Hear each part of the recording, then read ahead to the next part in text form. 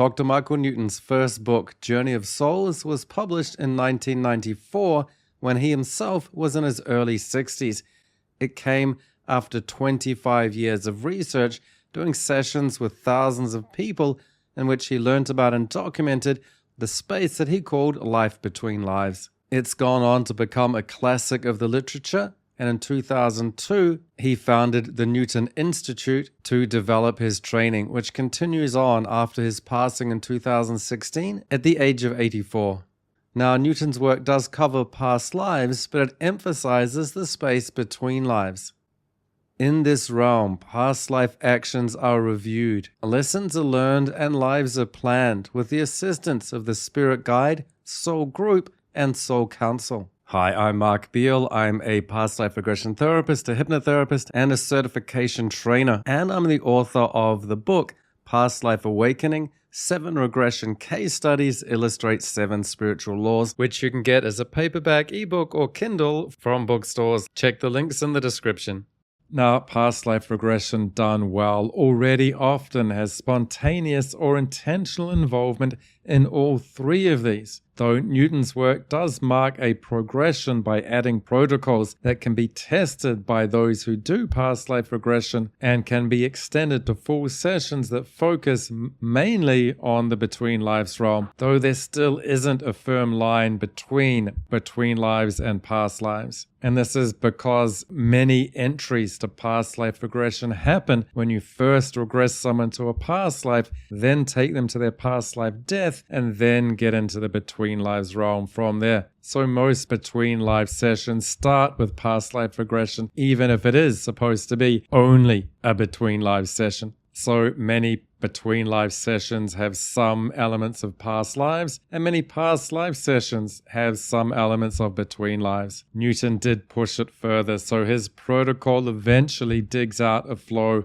of some unique experiences, or certainly ones that are unlikely to occur spontaneously without knowing the kind of questions to ask or direction to go to. So it's this awareness of the directions you can go and the questions you can ask that become a new tool for regression therapists. Now, the existence and usage of the between lives realm while doing any spiritual regression wasn't new or unique to Newton. 8 years beforehand, a book was written by Dr. Joel Witten called Life Between Life. And that book is cited by other people, including Brian Weiss, whose 1988 book, Many Lives, Many Masters, includes substantial elements of between lives. Yet Newton is meticulous and continues to explore deeper, detailing aspects and emphasizing certain aspects that make it, in a way, a modality of its own based on the protocols that he developed and then trademarked as a particular process that he calls life between lives, which is his way of approaching the universally existent between lives realm that's been obviously available to many people before he published his book. Newton's insights and writing style contributed to the further popularization of past life regression and this between lives realm that has made him one of the most widely read and influential writers in the whole field. Newton's doctorate was in counseling psychology, and he worked in education, consulting, and healthcare positions. He was initially skeptical of and reluctant to work with past life regression. It was only in his late 30s when a hypnotherapy client of his spontaneously went into a past life that he had his initiation. And about that, Dr. Newton writes, quote, "As a counselor and hypnotherapist, I specialized in behavior modification for the treatment of psychological disorders. In the early days of my practice, I resisted past life requests from people because of my orientation towards traditional therapy. While I used hypnosis and age regression techniques to determine the origins of disturbing memories and childhood trauma, I felt any attempt to reach former lives was unorthodox and non-clinical. My interest in reincarnation and metaphysics was only an intellectual curiosity until I worked with a young man on pain management. I eventually uncovered his former life as a World War I soldier who was killed by a bayonet in France, and we were able then to eliminate the pain together." End quote. So we can note that Newton went on to develop life between lives as a modality that some see as separate from past life regression or hypnotherapy because it's got a new brand name, but it's not divorced from and is based on decades of work and skills that he established in hypnotherapy and age regression. So to anyone who says, I only want to do life between lives work like Newton, they should note that Newton did not only do life between lives work. He did and understood hypnotherapy and past life regression inside out. So if you want to do LBL like Newton, you should be trained and skilled in past life regression and in regression-based hypnotherapy. And I say this because I meet some students who are enraptured by the spiritual modality of LBL, but neglect all of the things that lead up to it at their cost when they try and put it into practice, or at their surprise when they find out that these other modalities are prerequisites when they approach training institutes. So we've learned how Newton went from hypnotherapy to past lives, and we know that hypnotherapists sometimes stumble into past life regression by asking their client in hypnosis to go back to the time at the cause of your issue without specifying this life and end up in a past life accidentally and are surprised. Newton describes a similar linguistic nuance that got him into between lives when he says, quote, "Without realizing I had initiated an overly short command for this action, I suggested she go to the source of her loss of companionship. At the same moment, I inadvertently used one of the trigger words to spiritual recall. I also asked if she had a specific group of friends whom she missed." End quote. Now, it turned out that these friends were not friends from this life or friends from a past life, but they were friends from her soul group who live in the life between lives, which is what she called, quote, her permanent home, end quote. So this soul group is one of three key spiritual beings that exist in the between lives realm. Newton notes them as 1, the spirit guide, 2, the soul group, and 3, the council of elders, which could also be called the master spirits. Now, all three of these can be touched on to a lesser or even a greater degree during past life regression because A, spirit guides are prominent, especially as we take people to a past life death, which we should do in every past life regression session. 2, the soul group is simply the spiritual energy of those we reincarnate with. So our soul group is incarnated with us in life on earth, and our soul group is there in the spiritual realm as well. And in fact, in past life regression, we can see people's spiritual soul energy. And we know that because that's what lets people say, I'm in a past life. I'm in Africa. There's a woman there. She's my mother. In this life, she's my sister. So in that way, they look into the eyes of a person of a different race, a different age, a different gender, but they can see through the human incarnated form into the soul energy of their soul group member, and they can recognize them through their many lives and forms.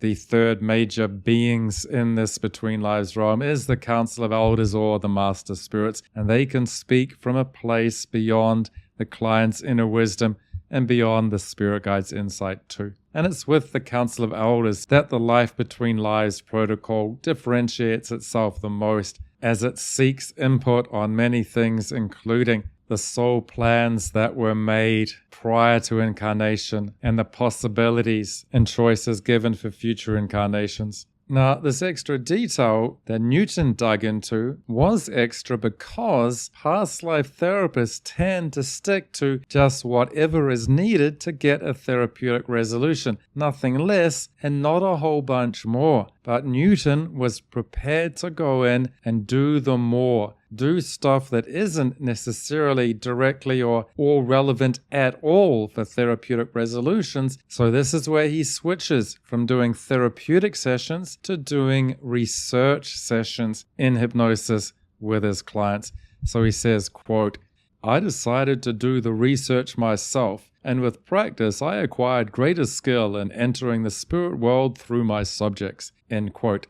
Now, many past life therapists are focused on getting only a therapeutic resolution, and they can miss details because, as Newton says, quote, subjects in a subconscious state are not particularly motivated to volunteer information about the whole plan of soul life in the spirit world. One must have the right set of keys for specific doors. As my case files grew, I discovered by trial and error to phrase questions about the spirit world in a proper sequence."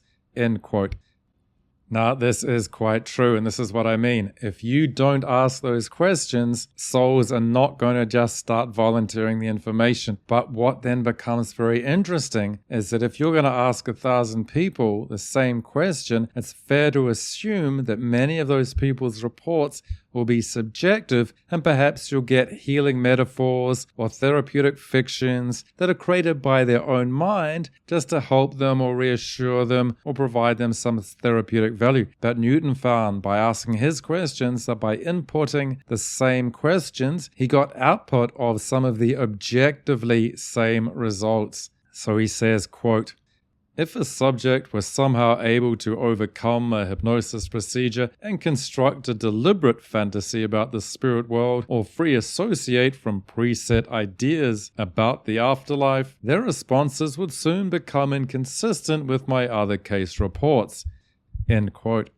But they didn't. There's a remarkable consistency. We see this in past life regression and spirit releasement as well. A remarkable consistency between people who have not bothered to read the books, and even if they had read the majority of books are wrong. They're conventional wisdom. Newton's book had not been published. Very little of this information was ever even written down. How they could possibly come up with unusual answers that matched hundreds of other people is what makes anecdotal evidence compelling, because the same anecdotes repeated time and time again by very different people with a full range of very different pre-existing spiritual beliefs or lack of beliefs or knowledge at all. As Newton says, quote, "Once subjects were regressed back into their soul state, they all displayed a remarkable consistency in responding to questions about the spirit world."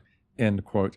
Now, the core of this book is made up of 29 case studies taken directly from Newton's hypnotic sessions, presented with the dialogue intact to preserve what he calls the way that he would phrase questions about the spirit world in a proper sequence, and to not just deliver a polished didactic end product. This then makes it a useful resource for a therapist to relate to and get inspired by. Now, quite a large number of these 29 cases are actually pretty routinely seen in past life regression. The first case simply notes the similarities of near-death experiences with the death experiences reported in past life regression, and we've seen Brian Weiss talk about this in his book. The second case reports on a soul consoling a loved one as he deals with her violent death, emphasizing how souls can stay energetically to help people deal with their grieving process. Again, standard past life regression. Now, the next two cases remain short, just describing the entrance to the spirit realm, and there's little or no context about the client's issues or events, just descriptions of the mechanics of how souls leave a body and move into the light through vibrational layers. It's only by case 5 that we get to a spirit guide, when Newton says, quote, "If a soul had been traumatized by unfinished business, usually the first entity it sees right after death is its guide. These highly developed spiritual teachers are prepared to take the initial brunt of a soul's frustration following an untimely death." End quote.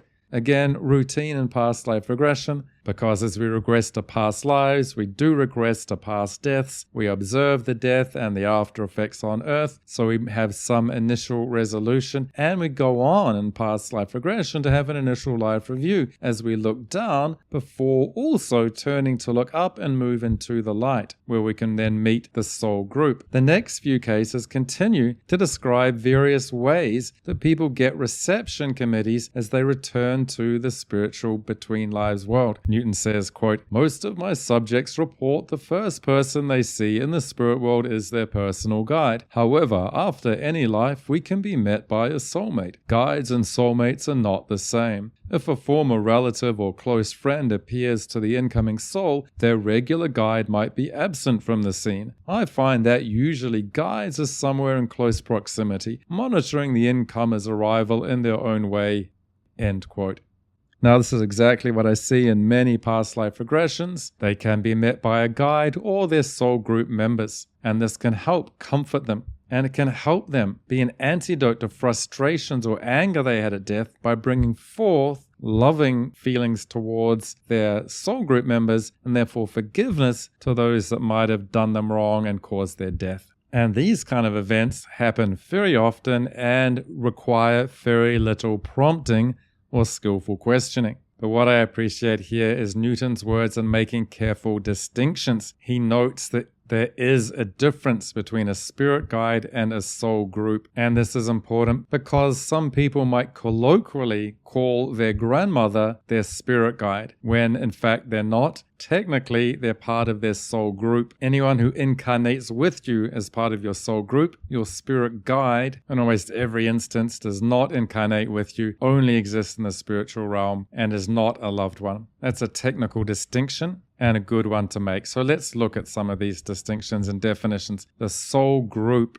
has many souls who incarnate with you in bodies and have major interactions in bodies on physical realms with you as together you play out your karmic roles. That definition is in distinction to your spirit guide, who is a singular being who does not incarnate with you in bodies. So while they do have major interactions with you, it is without bodies in the spiritual realm, not with bodies in the earth plane or a physical plane. And they help you understand the karmic events that you had when you were incarnating with your soul group people, and they help you understand the meaning and the lessons. So spirit guides are at the forefront in the spiritual realm and guide you into, through, and out of your life between lives. But when you go back into an incarnated body, they're in the background, and your soul group then comes to the forefront. So that's 2 out of the main 3 groups. The soul council, or council of elders, we'll get to later. But first, we have quite a number of case studies to go through, which are essentially research which is done without much therapeutic context. So we don't get vivid characters. They don't get names, a backstory, ages, anything. We don't get narrative stories linking events in this life and past lives into how they are then processed in between lives. The emphasis goes on and on about research questions, digging into details of things like, what does this between life realm look like? What are the mechanics of it? How does it function? When a being is non-physical, how does it move about? How does it communicate to other beings that are non-physical? How does it hear things? How do they move from one place to another? What kind of areas are involved in this realm? Can they get lost? Is there some sort of hospital place if they are injured or have traumatic deaths? How do soul groups form, and how are they arranged, and what colors are they, and how are they placed? And it goes on to describe inner and outer circles of soul groups and their numbers and various other statistical or numerical or technical features. So here, for me, Newton's precise and questioning nature can seem to overly emphasize some points that are relatively trivial about mechanics that don't have much impact on therapeutic issues. But that questioning nature means that false assumptions are not made and distinctions become clear. And though some individual parts may seem only curiosities or trivial, it's the sum of these parts that adds up to a sense that this between lives realm is a significant and fully fleshed out place as a spiritual home, which does then become therapeutic when it makes us more aware of the fully fleshed out aspect of ourself as a spiritual being that can reside more in that spiritual home. It's here that Newton starts making a really unique contribution when he persists with probing questions that are not related to a client's present life therapeutic issues or past lives, but he says, quote, "The reader may consider my questioning in certain cases to be rather demanding. In hypnosis, it is necessary to keep the subject on track. When working in the spiritual realm, the demands on a facilitator are higher than with past life recall. In trance, the average subject tends to let his or her soul mind wander while watching interesting scenes unfold. My clients often want me to stop talking so they can detach from reporting what they are seeing and just enjoy their past experiences as souls. I try to be gentle and not overly structured, but my sessions are usually single ones, which run 3 hours in length, and there is a lot to cover." End quote. Now, this is interesting as it shows the tenacity and agency required by the therapist to really doggedly dig out the information he's decided that he wants. So even in therapy, not research sessions, too often spiritual regression therapists become passive, especially once the sub or superconscious mind starts to emerge. They sit back and take whatever wisdom they are given, or allow the client to dictate and lead because their subconscious mind knows what's important, which is true to a point, but there's a balance to be had, because if a therapist is too strident and sets too fixed an agenda on his process and wisdom, the sessions become too orchestrated. So it's a case of not being too permissive and not being too authoritative and leading. It's a case of being like bamboo. Do have a strong direction, but have also a strong flexibility. So as I've mentioned, the spirit guide and soul group can spontaneously come up during past life regression with no real digging. It is in between lives that we emphasize and decide to spend more and more time with the spirit guide and press them, because some spirit guides can come to the forefront and speak of their own accord, but most require some prompting. And it's by case 17 that we're still on spirit guides, and well over half the way through the cases that we're still on spirit guides. But Newton here does say about spirit guides, quote, "They must be compassionate without being too easy on you. They aren't judgmental. You won't have to do things their way. They don't restrain by imposing their values on you," end quote. It's later, still in case 19, that we see again how Newton pushes far beyond what's spontaneously offered and even what is needed, as he goes beyond the therapeutically relevant into his research, as he says, quote, "I am constantly searching for new data on the spirit world. A guide who lends support to a free flow of past life memories from one of my subjects may balk at my far-reaching questions about life on other planets, the structure of the spirit world, or creation itself. This is why I am only able to collect these spiritual secrets in fragments from a large body of client information reflecting the discretion of many guides." End quote.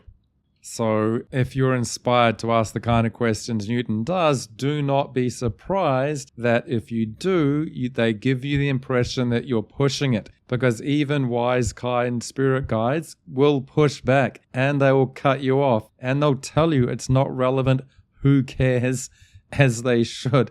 Yet Newton is such a keen data collector that he's willing to push past the line to learn where that line is. And that line is at different places for different spirits.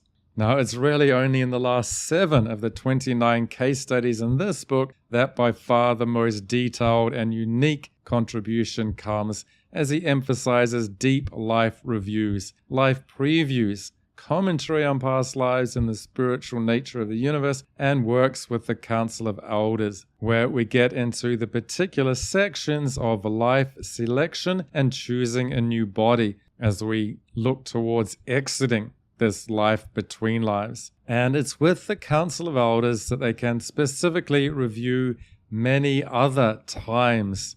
And while the spirit guide is good at reviewing a particular life just led, the Council of Elders tends to come into their own as they're able to review groups of entire lives. They can look back and see over the last 7 or 14 lives, you've gone through these patterns and had these events. They can see a really big picture context, and they can look to a number of lives ahead. And they can recall and remind you of the many times you met them in between, 7 times in between those last 8 lives. And remind you, we've had this conversation before. You've had 3 lifetimes to do it. I told you what to do. You still haven't done it. Go back and try again. So these kind of meetings aren't that common in past life regression. You'd be lucky to stumble upon it. It is this tenacious data collecting tenacity that can eventually get you there. Or just knowing that these are the people to ask for and these are the questions to ask. Once you know that, then these answers become available. So to regress to these meetings with the soul council or council of elders usually requires the therapist to really ask for it. And you may even then have to convince the spirit guide to guide you to that meeting and convince the elders to talk to you, as they may be reluctant to do so, but explain to them why you think there's a good reason you need to find out. So a counsel can be fairly passive, and it's still then, once you're there, incumbent on you, the therapist or your client together, to be able to ask good questions and to know which avenues to go down to get good answers. The soul counsel can then add a deep layer to learning the lessons from the past life just gone, and a strength comes in seeing the context of that life over a pattern of several lives, and how that pattern relates to the current life and the present moment of the client. Now, Newton spends substantial time on the idea that we are not being brought in front of a council to be judged, to be punished or rewarded, though some do see it as being in the principal's office at school or in front of a judicial court. Beneath any of that facade, he mentions the council is ultimately wise and loving, but can appear matter-of-fact or stern. So a theme with all aspects of this realm is that there's an underlying consistent structure that all people see, but there are differences in the way that people perceive those structures due to the context of their lives and their karma. A final step is in digging out information about previewing possible future lives, seeing options and preparing for rebirth, so exiting the whole between lives realm and returning into an incarnation. So there's an element of future life progression, which runs like past life regression, but instead of remembering the past, you're remembering the future. Here the council can assess and advise, but they ultimately give the soul choices. So your soul's progress is ultimately up to you. The remaining case studies in the book continue presenting a model and a map of the between lives realm that can be conceived of as a flowchart, and there are certain points in the chart that require a certain password to get to the next chart so that you can hit all of the points without getting ejected early, like by taking a wrong turn, which would happen even if you spontaneously get into some of these areas. Without knowing some of the map and travel log that Newton presents, you're likely to be kicked out early if you're going for a spontaneous passive ride, as opposed to knowing the landscape and getting everything out of it that you can. Now, as this book wraps up and the Soul Council comes in strongly, or the Council of Elders, a theme that comes through more strongly is the laws of karma. Now, some past life regression teachers or books get into this area, and some do not. There may be some pretty good reasons for not getting too deep into the concept of karma. As a past life regression and between lives teacher myself, I see many good students and clients get a bit bogged down and confused as they try to analyze and grasp the exact nature of karma. And I also see that the results of their analysis as they try to grasp that karma as being flawed. So much so that it would have been better if they hadn't attempted to figure out karma at all. Yet ultimately, the nuances of karma are good to contemplate, if only as a koan, or if only as a line of questioning, so you can learn about it as a topic of discussion with spiritual beings, especially the Soul Council, once you get to an advanced level. So here's a quote from Newton about karma and the Council of Elders. He says, quote, "All soul evaluation conferences, be they with our peers, guides, or a panel of masters, have one thing in common. The feedback and past life analysis we receive in terms of judgment is based upon the original intent of our choices as much as the actions of a lifetime. Our motivations are questioned and criticized, but not condemned in such a way as to make us suffer. This does not mean souls are exonerated for their acts which harmed others simply because they're sorry. Karmic payment will come in a future life. Nevertheless, there is an overwhelming forgiveness in the spirit world. This world is ageless, and so too are our learning tasks. We will be given other chances in our struggle for growth." End quote. So there are levels of reality. And reading this, one might think that there's a bit of an implicit excessive buy-in to the concept of past and future, and references to our karmic debt, which is made by Newton and Brian Weiss, and which I find personally to be at best a bit of an odd simplification, as do many others. Now, another concept that pops up in this book is the idea of beginner to advanced souls, and a 5-level color-based system dividing souls into these 5 layers and attributing percentages on how often people are likely to fit into any of these categories. And personally, I'm not convinced that these kind of hierarchical distinctions are of ultimate relevance and are a bit reductionist or limited. But again, this is a function of Newton's data and research-orientated tendency to map territory. Now, overly emphasized, this could be misunderstood. So it's best to take this just as a useful map, but know, as Newton does, that a map is not definitively the territory. And while at one level, it's clear that some of our clients and their souls implicitly do have various levels of intellectual or spiritual awareness and understanding, this is not something I would ever personally refer to or bother assessing. I might notice some have a certain talent and more than others, but I'm very careful not to judge or compare or conclude. I certainly wouldn't spend any mental energy on categorizing and placing people in a numeric system, because I see everybody as equal in learning and having to go through a healing process. So I'd caution people, do not get hung up on the excessive categorization or labeling that can bring in just unnecessary judgment that's just unnecessary energy and is ultimately a simplification.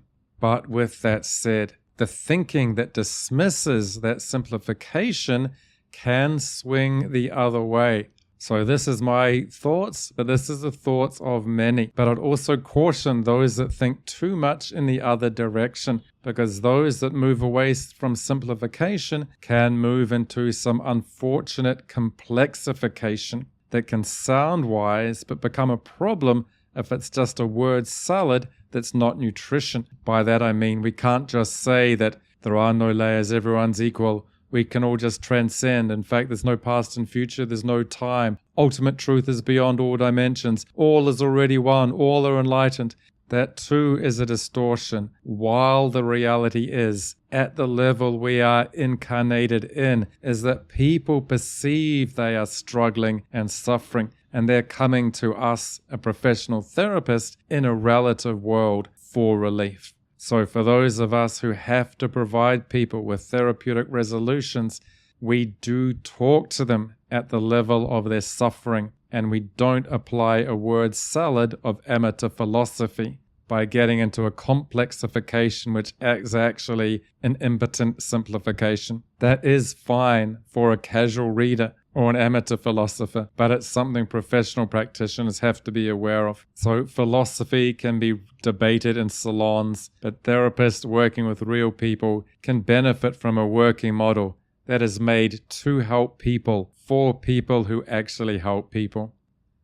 Now, with that said, here's a message from Mark in the future. As I wrote this review for Journey of Souls and made this critique towards Dr. Newton, I went ahead and reread, after 15 years, Destiny of Souls. And I found this little quote in which he refers to his writings in his previous book. And he says, quote, "Frankly, I am not fond of the term level to identify soul placement, because this label clouds the diversity of development attained by souls at any particular stage. Despite these misgivings, it is my subjects who use level to describe where they are on the ladder of learning. Regardless of my assessment, no client is inclined to state that they are an advanced soul." End quote. So I was pleased to see this disclaimer and this critique of his own work And it does ring true. If you meet a soul that says, I'm a level 5 advanced soul, higher than that guy who's a level 4, something's gone very wrong. That doesn't happen. And somebody is reciting what they read in a book. They're not speaking authentically in a hypnotic state. So Newton had generally acknowledged his model as a map of the world, not its reality. He has specifically spoken to these 5 levels as a concept, but he did not state that in that book. I would have liked for him to have made a statement like that in his first book. He didn't, but this is why it's important for me to bring this statement from his second book in, because it's a necessary point to make. Now, with that said, in his first book, Newton did say his model is living. It is far from final. It is being created by his continued questioning of his clients in hypnosis, and it can be expanded as practitioners continue with his spirit of exploration. And we know any journey is about the journey itself, not the destination. So this book is not set in stone. It is not called The Destination of Souls. It's called The Journey of Souls.